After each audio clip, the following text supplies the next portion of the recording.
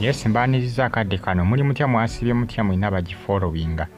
Eno bagita Faali TV gimwe nabali eyiraka mbatumiddeko bane mbagala nnyo.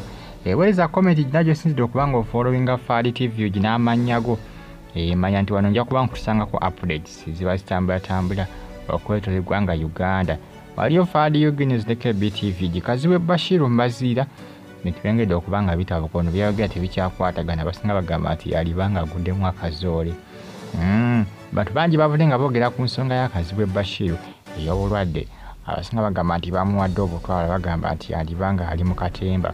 Kazibwe abamulonda bagamba atina kyabakoledde wadde na kimu kubanga ne mu Parliament talabika ekyamazima ye Kazibwe.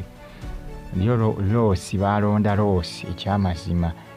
Banne balabikako nno mu Parliament nno.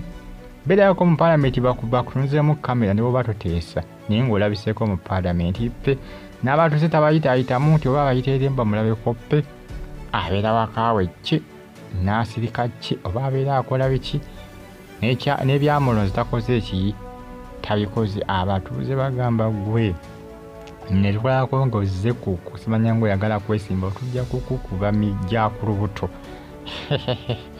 mugamba tujja kukuba mijja ku lubuto. Kazibwe essaawa zino information etambula kiraga nti munaye ebintu byagera tebikyakwatagana yalibanga yaguddemu akazoole. Bwe wetegereza obulungi information etambula ono ali mu ddwaliro naye byakola tebikwatagana. Abasinga balantisa okubanga bagamba nti Kazibwe yalibanga nti n'ebyobutwa bagamba nti bamuwadde obutwa nga si bituufu. Bw'ayagala kufuna sympathy kuva mu bantu okumusaasira okumwongera akalulu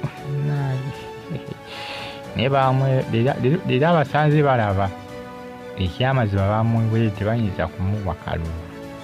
Ekyamazima tebayinza kumuwa kalulu.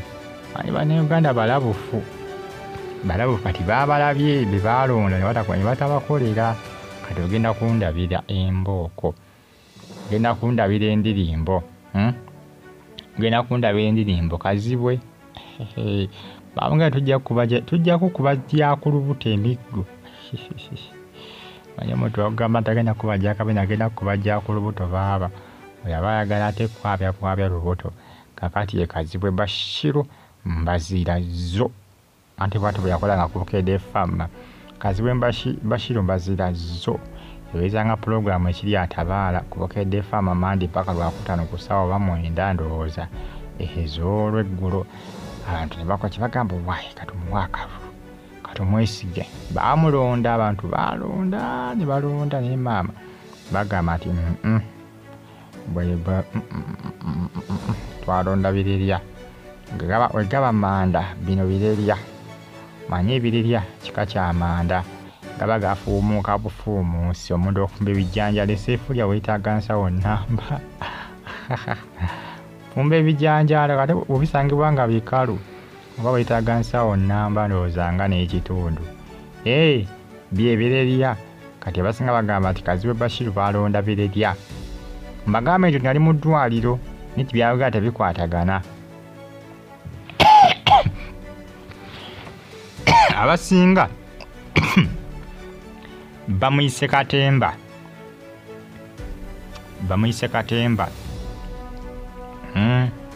Nkira 2026 gw'omwaka ogujja tugenda mu kulonda. Abasinga bagamba nti Kazibwe yalibanga ali mu ki, yalibanga ali mu katemba, yalibanga ali mu comedy. Ayagala kola ki, ayagala kufuna sympathy. Abantu bakoze kibagaanye okubikkiriza kuba ebyasi byadde bya butwa ebyasase byadde bya butwa kati sasa bagamba mpu yagudde eddala mu byagala tebikwatagana.